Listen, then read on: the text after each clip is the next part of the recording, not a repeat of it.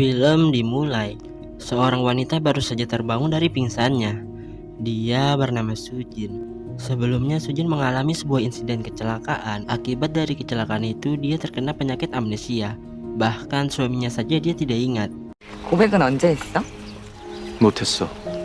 Ketika Sujin sedang menaiki lift untuk kembali ke apartemen, tiba-tiba listrik mati. Ji-hoon mencarinya.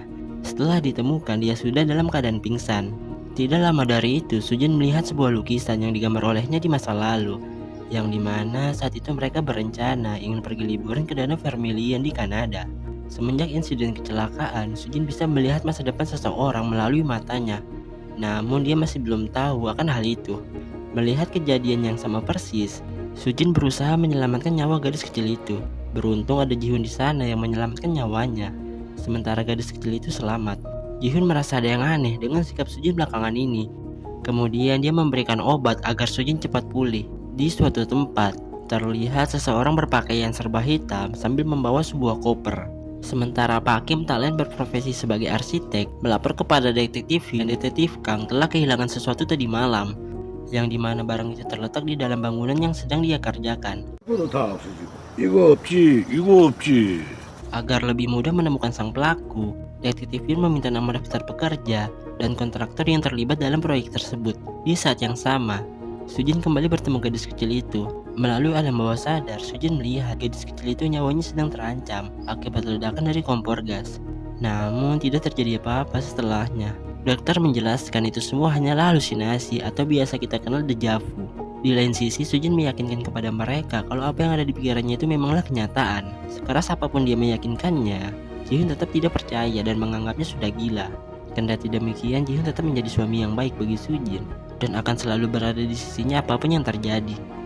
Di suatu hari, detektif Yun bersama detektif Kang mengunjungi rumah Sujin karena mereka baru saja mendapat laporan dari rumah sakit kalau Sujin sempat mengalami memar di tangannya tepat sebelum insiden kecelakaan. Detektif Kang meminta Sujin untuk menghubungi mereka jika suatu saat nanti Ji-hoon melakukan kekerasan.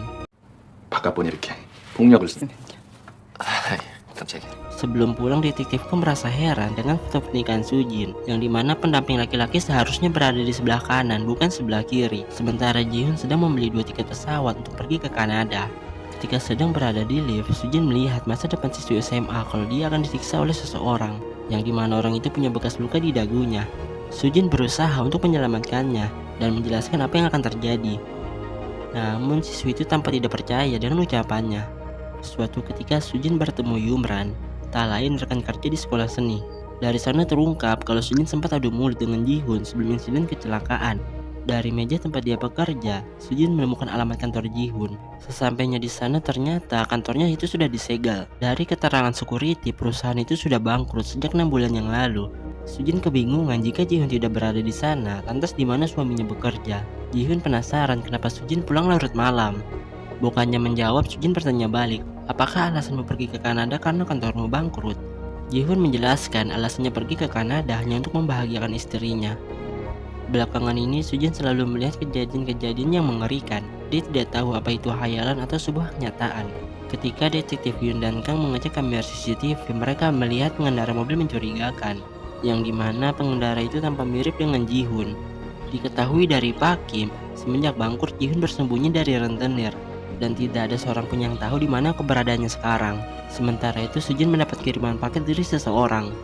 Setelah dibuka terlihat foto dirinya sedang bersama seorang pria, namun dia lupa siapa pria itu. Ketika ingin kembali ke apartemen, Sujin bertemu ayah dari siswi SMA yang ditemuinya kemarin. Sujin mendengar pembicaraan jangki dengan seseorang kalau dia akan menjadikan anaknya sebagai wanita penghibur di sebuah klub malam. 술집을 보내든 밥집을 보내든 제이미 닮아서 인물은 괜찮아? Mendengar itu, Sujin mengancam jika terjadi sesuatu dengan gadis itu, dia akan melaporkannya ke pihak berwajib. Bukannya takut, jangki malah mencekiknya. Di lain sisi, Ji-hoon mendengar ada suara Sujin dan dia pun langsung bergegas menuju ke sumber suara. Sujin menjelaskan akan terjadi pembunuhan nanti malam di kamar 706. Namun sayang, Ji-hoon tidak percaya akan hal itu. Malamnya, Sujin secara diam-diam mengunjungi kamar 706. Di malam itu dia melihat seseorang berpakaian serba hitam yang diyakini membawa mayat Pak Jangki. Terlihat sebuah kalung berwarna putih jatuh di hadapannya. Keesokan hari, Sujin bertanya, di mana kamu semalam? Ji-hoon menjawab, aku tidur bersamamu sepanjang malam. Di lain sisi, Sujin tidak percaya begitu saja. Dia menemui Yumran. Yumran bercerita sebelum insiden kecelakaan, Sujin sempat ingin cerai dengan Ji-hoon, tapi dia tidak tahu apa alasannya. 나한테 그것까진 나도 moru겠는데 Perlahan tapi pasti rahasia mulai terungkap. Sujin menemui security apartemen dan menanyakan di mana paket kemarin. Security mengaku paket itu sudah diberikan kepada Ji-hoon semalam jam 2 dini hari tadi. Sujin menduga kalau suaminya adalah psikopat kejam yang telah membunuh Pak Jangki. Hal itu terbukti dengan adanya kalung berwarna putih di saku Ji-hoon yang sama persis seperti kalung sosok pria misterius yang ditemui semalam. Sementara itu, Ji-hoon meminta untuk penerbangan ke Kanada dipercepat. Dia rela membayar berapapun untuk harga tiket tersebut. Di kantor polisi, Sujin melaporkan kepada detektif Hyun dan Kang kalau semalam Pak Jangki telah dibunuh oleh seseorang yang dimana pelakunya adalah Ji-hoon. Malam itu Sujin melihat kalau Ji-hoon keluar dari kamar Jangki. Namun Ji-hoon mengelak dengan mengatakan kalau istrinya itu suka berhalusinasi sejak insiden kecelakaan. 있지도 않은 사실을 믿는 거라고 너 혼자서. Pada akhirnya mereka memutuskan untuk pergi ke kamar 706. Setelah dicek tidak ada jejak kematian Jangki di sana. Detektif Hyun baru saja mendapat informasi kalau kamar 706 dari awal memang sudah tidak ada penghuninya. 706호는 계속 미분양 상태였대요. Rasa khawatir dengan perasaan Sujin, Ji-hoon memberikannya obat penenang. Namun Sujin sengaja tidak menelannya. Dia memutuskan untuk menyelidiki apa yang sebenarnya terjadi.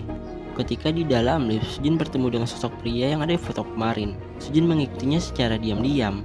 Terlihat pria itu dipukuli oleh rentenir. Rentenir mengancam jika tidak dibayar nanti malam, maka nyawa pria itu akan menjadi taruhannya. Tanpa diduga pria itu mengenali Sujin, sementara Sujin tidak mengenalinya. Pria itu mengajak Sujin untuk bertemu nanti malam di suatu tempat. Sujin meminta pria itu untuk tidak pergi karena nanti malam dia akan dibunuh oleh seseorang. Namun pria itu menghiraukan ucapannya. Di kesempatan itu Sujin mencoba untuk mencari informasi tentang pria tersebut. Sujin menemukan sebuah surat yang ditujukan untuk suaminya. Yang lebih mengejutkan ada foto Sujin dengan pria itu.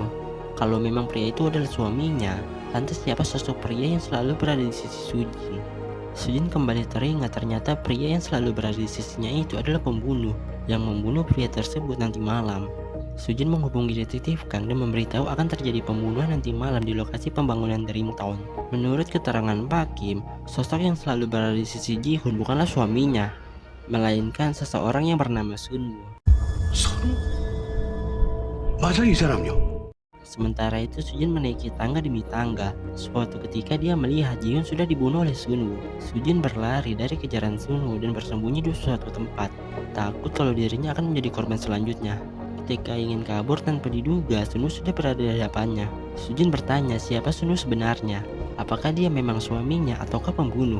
Melihat raut wajah Sujin yang sudah ketakutan, Sunwoo berjanji akan menjelaskan semuanya dan memohon kepada Sujin untuk percaya kepadanya kali ini saja. Namun Sujin sudah tidak percaya lagi setelah melihat Sunwoo membunuh Ji-hoon. 넌 날 믿어야 돼. 난 당신 안 믿어. 당신은 그냥 살인자일 뿐이니까. Tidak lama dari itu detektif Kang dan Yun datang. Sujin bercerita dirinya baru saja melihat Sunwoo membunuh suaminya. Setelah dihampiri tidak ada tanda-tanda pembunuhan di sana.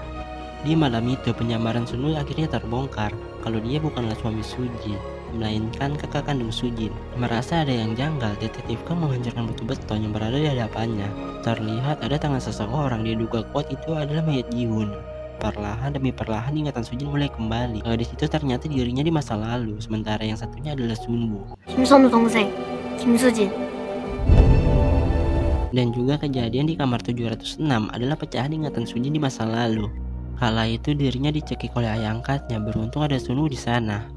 Dari sana pun sudah terungkap kalau Sunwoo bukanlah pembunuh, melainkan sosok yang selalu menolong Sujin agar adiknya tidak dicari polisi. Sunwoo membuang mayat Jangki, tak lain ayah kandungnya sendiri, ke suatu tempat. Sementara detektif Hyun berhasil menemukan mayat Jangki yang hanya tersisa tengkoraknya saja. Tanpa disangka Ji-hoon ternyata masih hidup. Dugaan Sujin selama ini salah. Yang jahat bukanlah Sunwoo, melainkan suaminya sendiri. Sebelum itu Sujin menelpon detektif Kang untuk meminta pertolongan karena saat ini nyawanya sedang dalam bahaya. Mengetahui nyawa sang adik sedang terancam, Sunwoo langsung bergegas ke sana. Alasan Ji-hoon berubah menjadi suami jahat karena dia tersulut api asmara.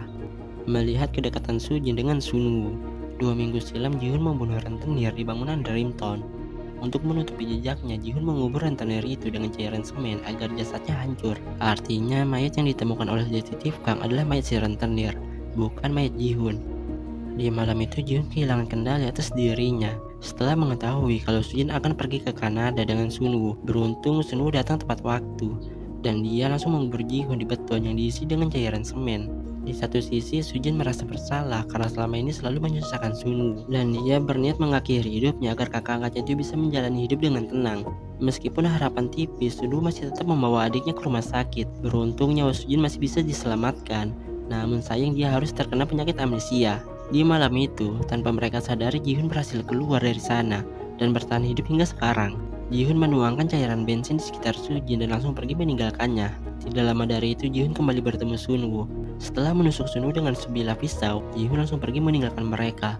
Sementara detektif yang sempat berpas-pasan sempat bertarung dengannya, pada akhirnya Ji-hoon berhasil diamankan oleh mereka. Dengan sisa tenaga yang sudah mencapai batas, Sunwoo masih tetap berusaha menyelamatkan adik angkatnya itu. Dan kini Sujin sudah mengingat semuanya kalau Sunwoo selalu berada di sisinya apapun yang terjadi. Hingga suatu ketika ruangan itu meledak. Beberapa hari kemudian setelah tersadar, Sujin bertanya di mana kakak angkatnya berada. Detektif Yun menjelaskan kalau Sunwoo ditemukan tewas karena telah menyelamatkan Sujin dari kobaran api. Alasan Sunwoo sangat ingin pergi ke Kanada. Kala itu Sujin bercerita ingin pergi ke Danau Vermilion. Di sana dia ingin menikmati waktu berdua hanya dengan kakak angkatnya saja dan memulai semuanya dari awal. Seandainya dia tidak bisa, setidaknya Sujin bisa pergi ke sana untuk mewujudkan mimpinya itu. Pada akhirnya Sujin ke sana seorang diri tanpa kehadiran Sunwoo dan cerita pun selesai. Terima kasih untuk kalian semua yang sudah menyempatkan diri untuk menonton film ini. Sampai jumpa lagi di video selanjutnya. See you.